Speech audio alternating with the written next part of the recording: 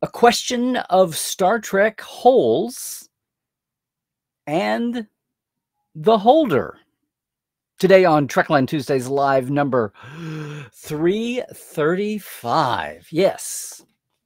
With me, Dr. Trek, Larry Nemecek, coming at you from the heart of Trekland through Portal 47 and Trekland Treks for some sanity, clarity, and the big picture in all things Star Trek. Hey, welcome once again. Welcome back to another Tuesday here live in Trekland HQ. I say that. Maybe you're watching us later on YouTube. That's awesome. Make sure and leave a comment below. But hey, if you'd been here live at 1 p.m. Pacific, 4 p.m. Eastern, and yes, 9 p.m. Central Europe, or no, UK time and 10 Central Europe, you could have been part of our incredible community here, which you could probably see the chat in the full live edition. But jump in here if you're watching later, because got a far-reaching topic today, okay? We've also got some breaking news, so hold on. Happy holiday season, everybody. And I'm just going to say this real quick. If you are looking for a great gift for somebody on your Trek Christmas gift list, we've brought it back. It's so popular. It's the little gift box with Trek for the tree. It's the experience you can put in a box under the tree. It's our Trekland Treks. Da, da, da. Yeah, it's the 6-month deal, 5 for 6. With some bonus features. You save, was it 25 bucks, 25, 50%, something. You save some money if you do this deal. It's at our page. It's larrynnemecek.com/Holly23, HOLI23. But the links are there at the Facebook, at the homepage. There's also, if you want to do a full year, if you're feeling very generous, you can do the full year and save 2 months for 10 and get some freebies. And you know, there's no law against taking care of yourself as well. Anyway, it's the most popular gift item we've ever offered. That's why it's kind of cute. You get your own little box. All right. That's what's going on the holiday Trekland in HQ here right now. But what's happening today is some breaking news. For one thing, today's the last day of the SAG-AFTRA members, you know, the actors, union members, voting on their contract. And there's been a lot of controversy about the AI not going far enough. Some of those provisions. People are in love with the restoration to fit the modern streaming world of a lot of the money issues and the respect and the formulas and the nomenclature that were created to deal with the streaming world, even as the streamers don't quite know what the streaming world is. What's really generated controversy is whether the AI provisions generated some protections for now and the immediate future, or whether they gave the farm away by kind of specifying things. And folks who would say, well, if we turn it down, we go back to no protections. Some people are saying a clean slate would be a good deal. And it's very contentious. And today's the last day for voting.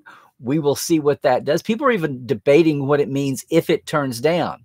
Do they go back to the 2020 agreement with nothing? And of course, they lose all the money issues. And you start over again? Can you accept part of the contract with the money issues and just renegotiate the AI? I keep seeing people saying no. Some people saying no, we can mutually agree to do it. Whether the producers, including the streamers, the high-tech producers, would even want to go back and revisit that and they'd see it as a win, it's a little muddled. But today's the last day of voting. We will see what's going on. But even more breaking news is this was just a couple hours ago. The Critics' Choice Awards, which no, it's not the Emmys, but it's one of the prestigious groups. 3 Star Trek quality nominations. Yeah. So, Best Dramatic Series nominee, television, Strange New Worlds.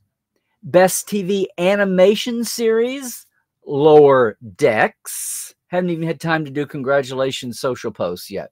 And supporting actress in a TV drama, Celia Rose Gooding, playing Uhura in Strange New Worlds. So congrats all of there. I'm not sure right off when the awards are. They'll be in the next 2-3 months, I'm sure. But those are the nominees.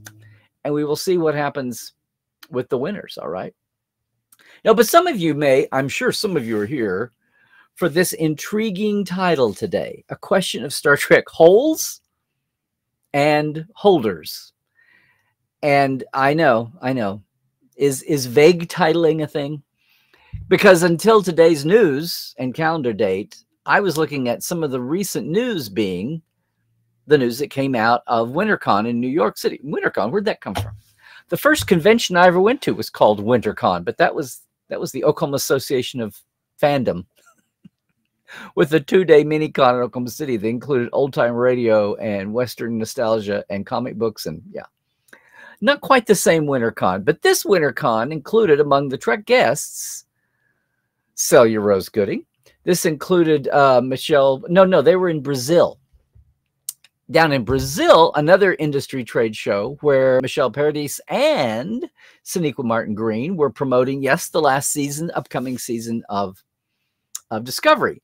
And we got a time frame kind of, sort of, because as you know, with the strike and the delays, we're looking at not a whole lot for 2024. What we do know is an April time frame for this premiere of the last 10-episode season, the 5th season of Discovery, which I keep hearing might be the series best yet, which of course would be nothing new to Star Trek. Hello, Enterprise. We'll see. Oh, okay. Strange or Deep Space Nine. Cool. April. One of the question marks is we're not having Fresh Trek every week, 50 weeks out of 52. So we've got, what do we have?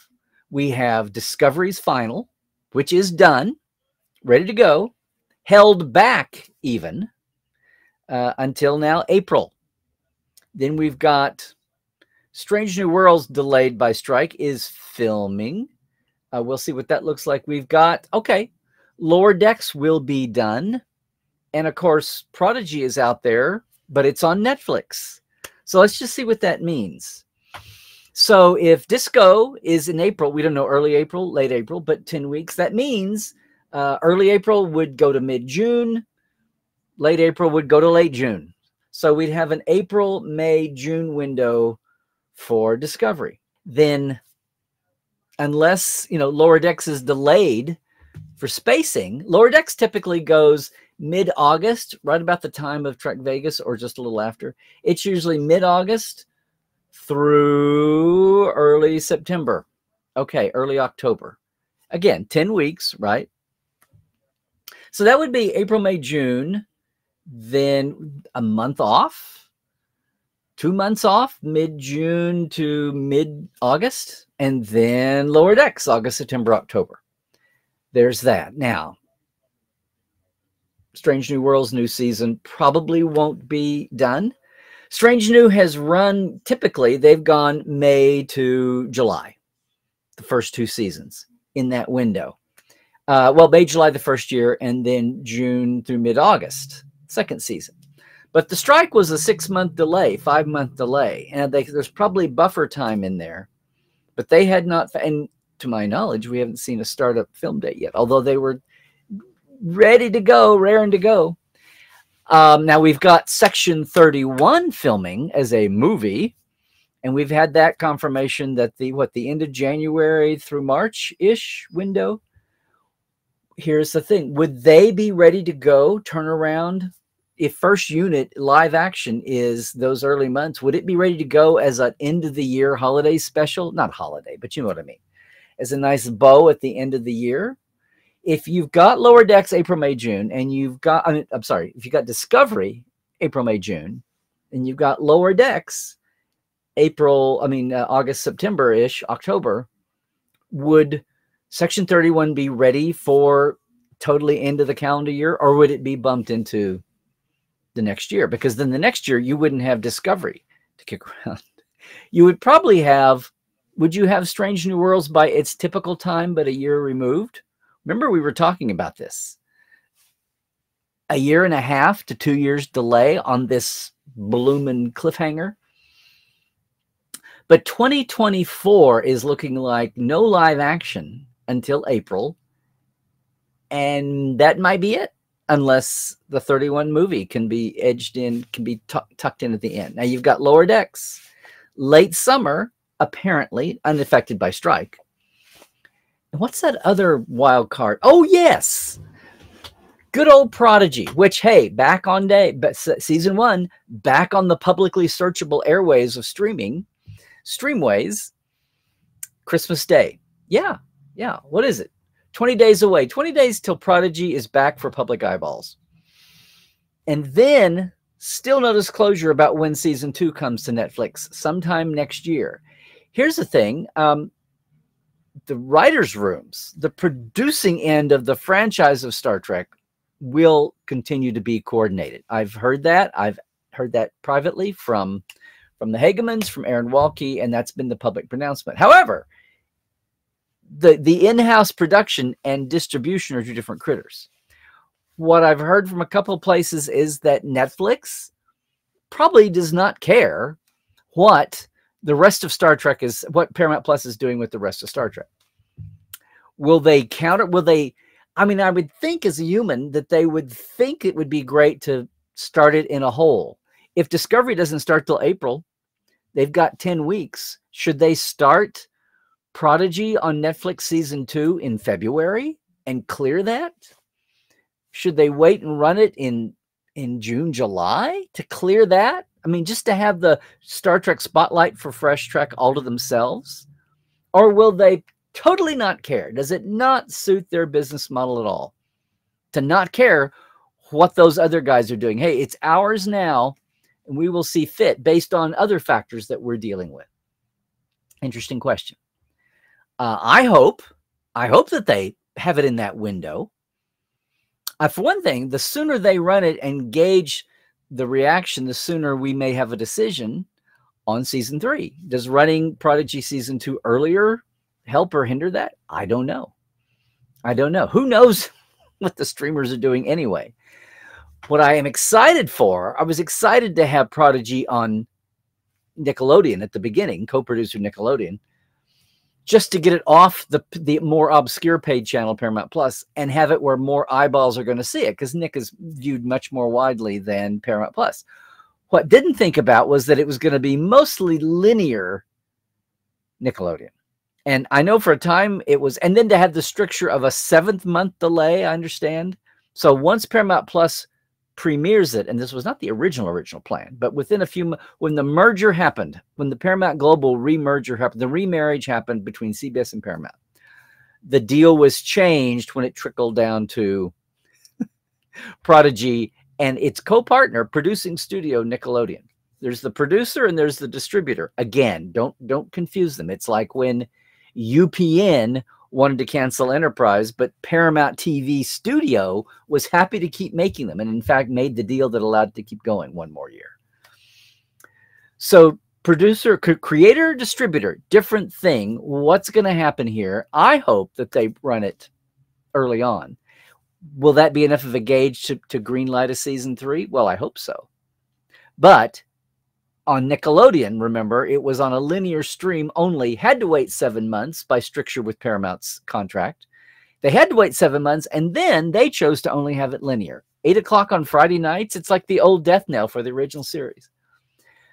I'm just hoping that on Netflix, the linear thing won't be an issue, because it isn't, and it'll be downloadable. It'll be streamable at any time, day or night, just like everything else is. So let's hope that the numbers look better for Prodigy then. As far as getting out to eyeballs, let's hope this multiple eyeball project, broader scope, works better than the last one, which turned out to be not so broad after all. But there you go. That's 2024. Discovery, pretty much in April, May, June, some random, unless something radically changes. Lower Decks, not live action, but Lower Decks, lovely Lower Decks, August, September, October, if it stays true to form. Maybe the movie by Section 31 by the end of the year, if not into 2025. And Prodigy Season 2 is a random canon, but maybe they'll have it before Discovery. It's done. I've been told that the last episodes will be physically completed by January. So getting in ahead of the Discovery on another network, as I used to say, would be no big deal. And then, of course, you're into 2025. No one expected Starfleet Academy to be ready for us for delivery until 2025. The strike has delayed that, but the further ahead in the future, the easier it is to buffer that delay, right? Then you're talking about the season after for Strange New Worlds being a little delayed, but we'll see. We'll see about them picking up the slack. After, if they're back, they could turn around and get right into it, as they did with Picard. But that leaves you with 2 live-action series. Whether or not Section 31A is received well, it's a happy experience for the studio, much less for the audience. And then B, if there's a decision made to greenlight that, if people agree that it would be a good thing. Yeah, I know you got Legacy out here waiting in the wings, but of course what's hanging over all of this is, okay, the streaming industry itself, which we just had the Band-Aid ripped off. The truth was told about how shaky a lot of the model is with the strikes, much less the pandemic. No, the pandemic. Pandemic gave a false sense of profit. The strikes have laid bare just what what does the business model look like? I'm no expert, but I can tell that there may not be any experts at all, or a lot of questions out there. So that's a thing, but take it down from there. Micromanage the streaming industry down to our network of choice. This is what I mean by questions for the holes in schedule, but the holders, because I've keep hearing industry chatter, and no, not that I'm an MBA paying attention to all the Hollywood bean counters constantly, but, and thank you to Aaron Walke for turning me on to this, there's some industry, right, podcasts, blogs, that kind of thing. There is an industry podcast called The Town with Matthew Bologna recently. The November 27th, just a half-hour podcast. No, it's an hour podcast. No, it's half hour. Anyway, listen to it.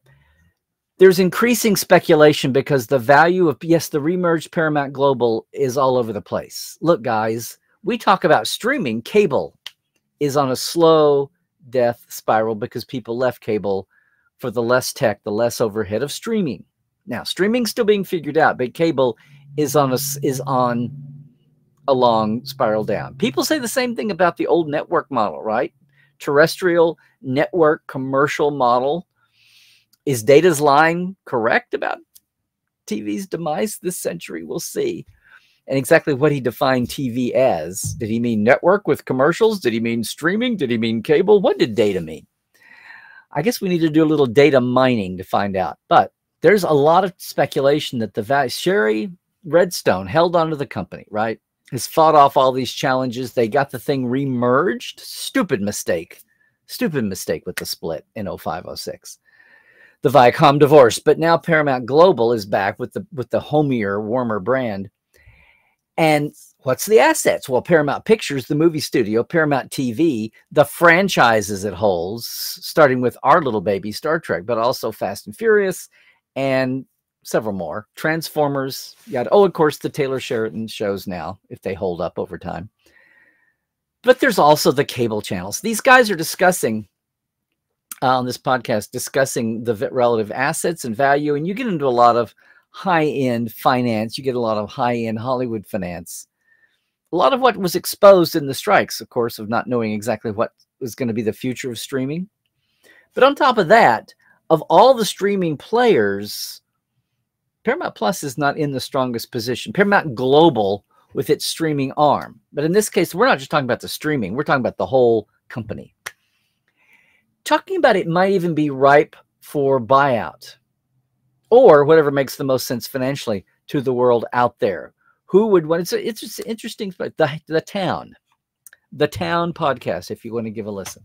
But looking at who might buy Paramount Global or whether Paramount Global sells off little bits and pieces. There was a recent buy on or purchase attempt on BET, good old Black Entertainment Television, which among all the VH1 and good old MTV, apparently nobody wants their MTV since they ruined the brand. No music on Music TV anymore, barely. All those channels, Black Entertainment TV, BET is the one that still has a brand, as this podcast was arguing, and could be sold off to whatever the format needs. But BET as a brand still means something. MTV and especially VH1 and go down the list don't mean a lot. What are the other? I mean, Paramount Global just sold off Simon & Schuster. It's no longer part of the Trek family. What that even means for the Star Trek licensing book line, the times they are changing. Much less what happens if there are any.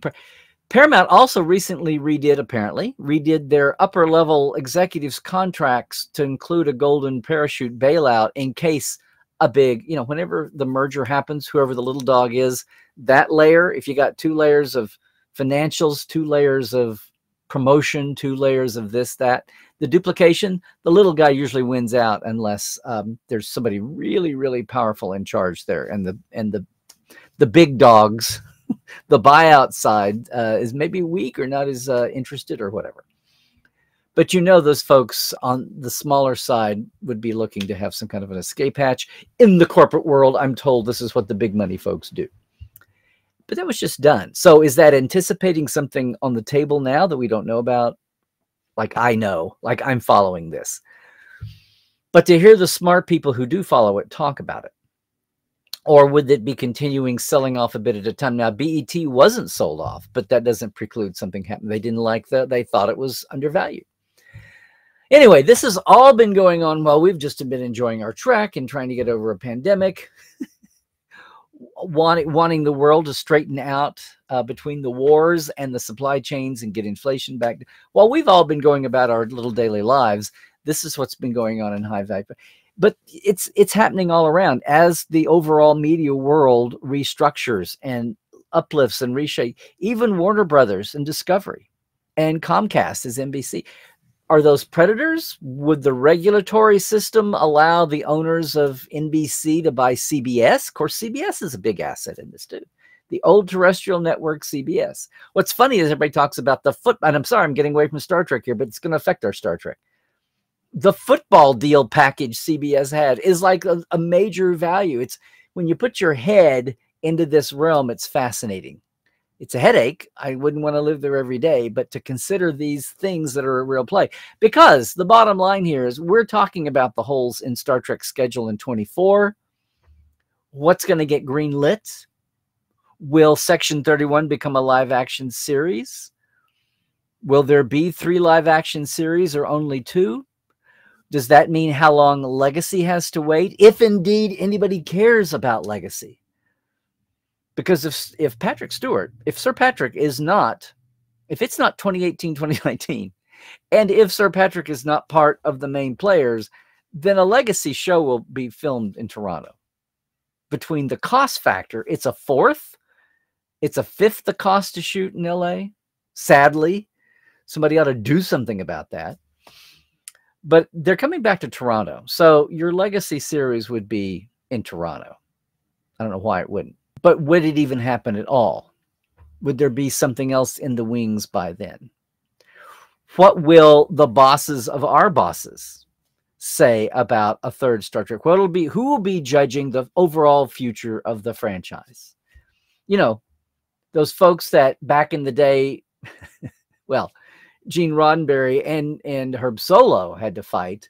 But yeah, those gals that Rick Berman had to fight against having the boy band in the mess hall in the Enterprise every week. That Uber level, what will they say? What will they hand down? So we're talking about the holes in schedule in 2024. What will the holders of Star Trek be saying in 2025? In 2026?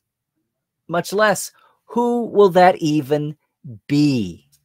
And my God, if we get back to the point where the TV studio assets go one direction and the movie assets go another somehow, and promotion, much less licensing, is divvied up, and if we have to go through a divorce between Star Trek's TV legacy and the movie legacy again, what a freaking nightmare that was to jump through those hoops to the point where you couldn't even do a documentary from the studio about Spock and include TV and movie footage at the same time.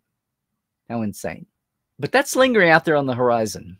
So yeah, let's watch how the actor's contract comes down.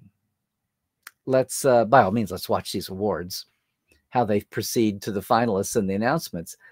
But sometime in the next year or two, it could be that Paramount Global is totally bought out by a new owner. And they'd be smart to keep the Paramount brand name around But would that only be for movies? Would the TV holdings, would the catalog, much less anything new, just be absorbed by Comcast or even Warner Discovery, or a third one that we've never mentioned? It's just that Paramount's what Sherry does with the stock price, because it's declined, it's down to like 18 a share, the guys were mentioning. They want it to be at 40, as was mentioned. Good luck with that. These are all kind of the things that are swirling around. It's kind of amazing. It's kind of amazing. What do you think?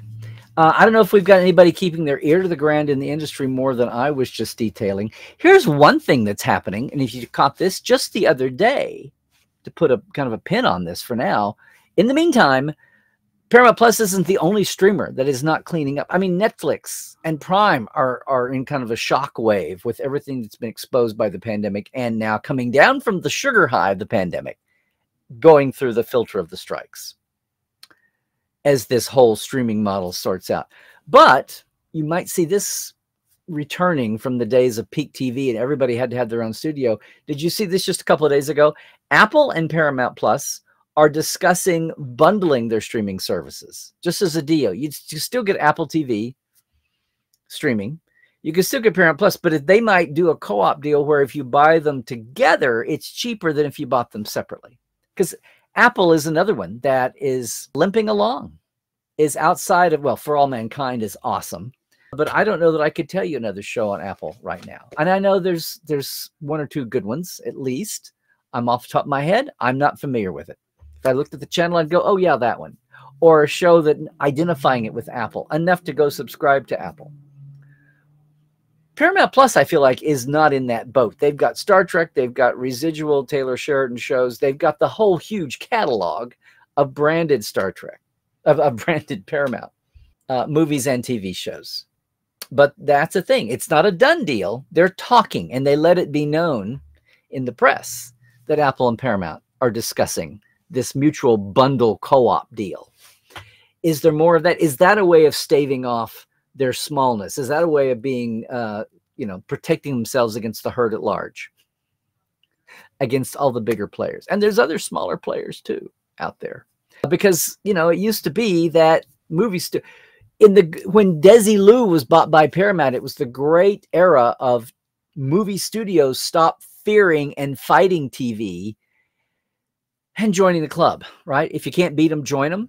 And so overnight, it went from doing all you could to put down TV to running around and gobbling them. And all those early day TV producers, right? This has been a Scream Gems presentation, darling. All those little TV studios got gobbled up and absorbed into all the movie studios.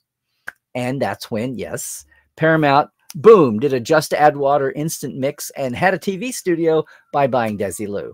What a coincidence. It was right there, tear down the wall, and it was physically right next door. What a help that was. That's all happening right now. This is the 2023-2024 edition of that kind of shakedown and quantum change. Does a movie studio still provide a lot of asset? It's the future, and it's also the back catalog. Paramount already sold off its back catalog. The the Bob Hope and Bing Crosby road movies, all of that era aren't even owned by Paramount anymore. So, as we sit here and talk about No Fresh Trek, we talk about the calendar for the next year, that could be what's really going to determine things even beyond here as we gear up again to whatever the hell that looks like. That's what's going to be driving that wheel. Meanwhile, here we are. Here we are with the holidays, trying to enjoy our trek, maybe get a breather, maybe do a little reflection. And I'm so glad that you're with me here again on Tuesday, or watching later once again. All righty. What do you think? I'll be looking forward to what you comment later on YouTube, or what you're going to say right now in the chat, if not already. Is there some other angle to this that I'm leaving out? Let me know. All right. Once again, it is the holiday season. And if you want to give an experience to somebody under the tree, that's what I love about this. It's a Portal 47 membership, a 6-month membership for the cost of $5, plus the little gift box, plus, while the supplies last, the last little gift card from Gene Roddenberry from the holidays of 1990, sent out with orders from Lincoln Enterprise that year. Still have a few of those left. And of course, the member pin and all that cool stuff. If you want to give the gift that you can hand. Now, the delivery, even if we do priority mail, the deadline on this is the 20th. So jump on it if you want to. And if you've got a real friend in need, boom, there's a like deal for the whole year too. Okay. With all the stuff. Just go to my homepage. You'll find the way to get to it. LarryNemecek.com. And there that is. But of course, everything we're doing right at the moment is thank you to our Patreons, our TTL Club. So once again, thank you, Diana Hopkins, Robin Wilson, Lawrence Todd, Anne-Marie Siegel, Justin Porteous, Galinda Bruton, Chris Jiggins, Pranakasha Productions, Comedy Forecast, and Andrew Jazimski. And thanks to our live wires. The next tier up, Robert McLean, Byron Bailey, J.R. Paul Hubbard, Gun Johnson, Alan Hoenzi, Dave Gregory, Tobias Rex, Damon S. Runyon. Damon S. Runyon. I knew I was going to do that one week. Donna. Donna, do you ever get introduced as Damon Runyon? I'm sorry. And of course, Casey Shafsky too. Hey, everybody, you could submit a famous name too, and I'd never know it. If you want to jump in, where were we? Midway through the, we just started a new month. I just got the November allotment. So thanks, everybody. It's a $5, $10, very simple Patreon at patreon.com/Trekland Live. And if you've been with me the last 2 or 3 years, you know we've been slowly growing the reach of broadcast Trekland. So thanks a lot for doing that. It is the holiday season, and if you're on the travel or looking into the new year and want to stretch your legs, you're coming to LA, you need to set up your own custom away mission. You need to have your breath taken away and visit the sites for real. Not the stages back east at the Star Trek Tour licensed tour place, but outdoors, in public or semi-public, right? And as we say at the panel, it's a lot beyond Vasquez. Anyway, get in touch with me, LarryNemecek.com, TreklandTreks.com if you want to go directly there. Check it out. Read about it. We had a special tied up with our open house deal. Those come along every once in a while, but check out and see what it's all about. All right. Thanks a lot. And of course, if it's Tuesday, it must be another day for the Trek Files. We're in our 11th season. You can check it out at facebook.com/The Trek Files or podcast.roddenberry.com or wherever fine podcasts are downloaded. You can get the documents of the week. And you want to see these. You want to see this week's. We've got considered but rejected pitches to the animated series here on its 50th anniversary. Still celebrating that. And my guest, first time on the show, he's a legit author now. So he's not just a great artist and a great fan friend, but legit author, co-author of the animated series guide. Aaron Harvey is my guest this week. And we look at some of these rejected pitches from the animated series early on, March of '73, before the world at large knew about it.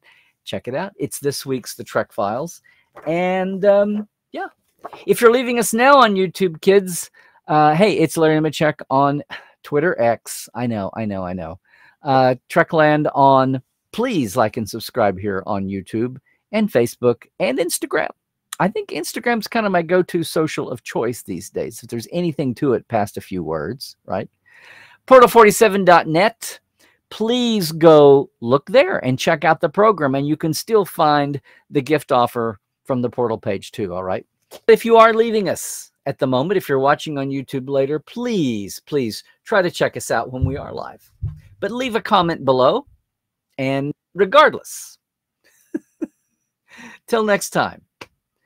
Stay healthy. Do all the things. It's a real mulligan stew out there. Take care of yourself. There's a vaccination for everything. You don't need the annoyance. And we still are finding out about residual COVID, and people are still getting COVID. So the vaccination helps a lot. It's annoying now, not deadly, but better to do all you can. Oh, and stay woke. Check your sources because it's going to get weird. It already is, and it's going to get weirder as we get into next year. You know, just trek well, everybody.